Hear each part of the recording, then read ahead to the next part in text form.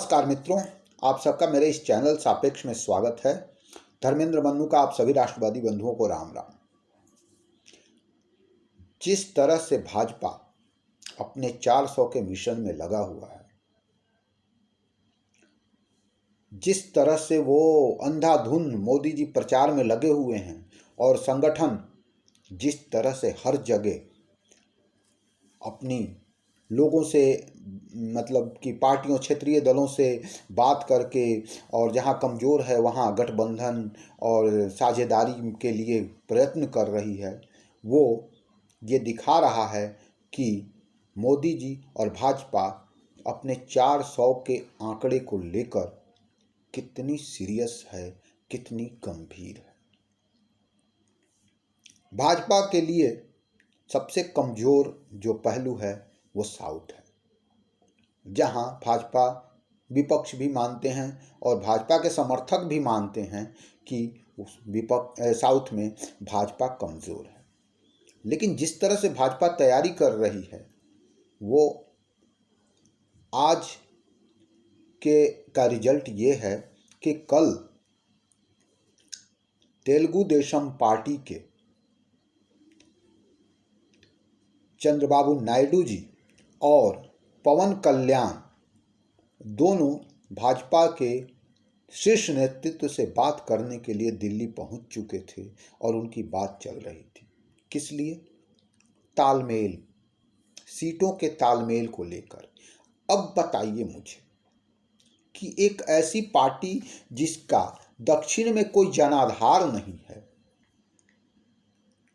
एक ऐसी पार्टी जिसका आंध्र प्रदेश में कोई जनाधार नहीं है, उससे ये तेलुगु देशम जैसी वहाँ पे दो बार सत्ता में रहने वाली पार्टी और उसके मुखिया चंद्रबाबू नायडू और साउथ के सुपरस्टार चिरंजीवी के भाई पवन कल्याण की पार्टी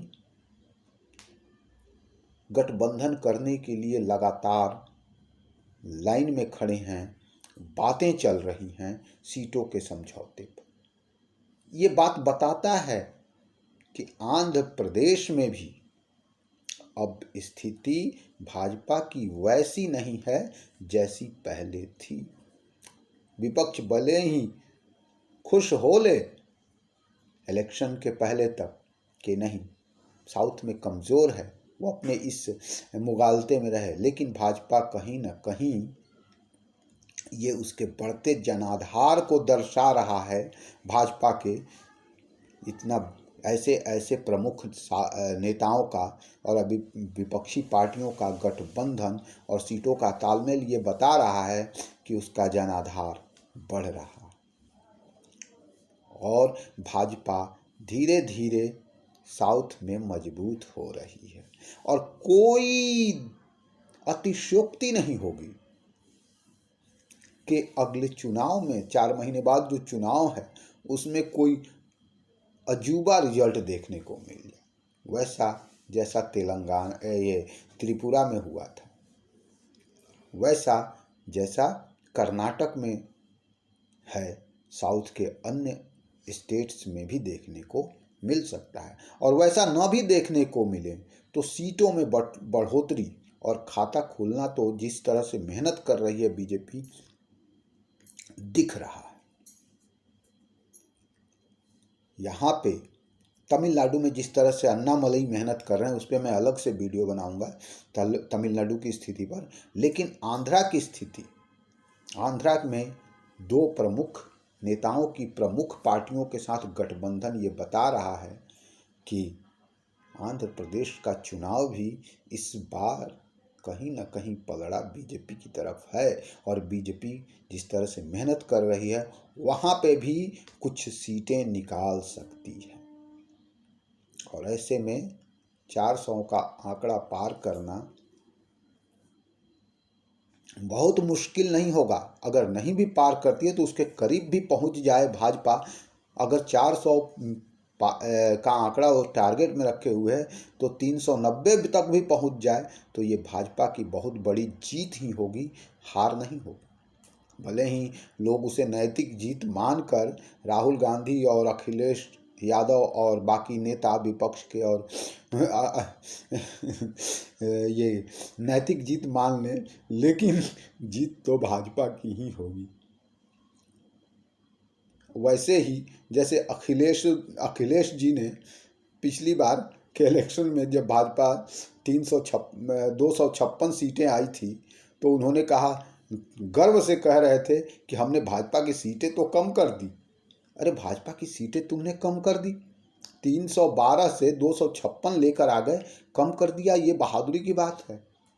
अरे तुम जब पूर्ण बहुमत में आकर इठला कर बोल रहे थे कि हम बहुमत में आए हैं और पूर्ण बहुमत की सरकार बनाई थी, तब भी तुम 356 नहीं गए थे, उससे 50 कम थे, 310 या 12 के आसपास ये थे।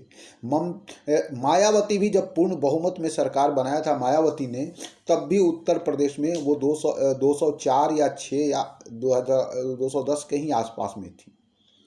और ये कहते हैं नैतिक जीत अपनी दिखाते हैं कि हमने भाजपा का 312 15 से 25 से मतलब 256 पे लेते हैं। तो ऐसी नैतिक जीत के लिए आप फिर से जीतेंगे। भाजपा अगर 390 तक पहुंच गई और 400 नहीं क्रॉस किया, तो नैतिक जीत विपक्ष की होगी कि उसने 400 से क्रॉस करने से रोक दिया बीजेपी को।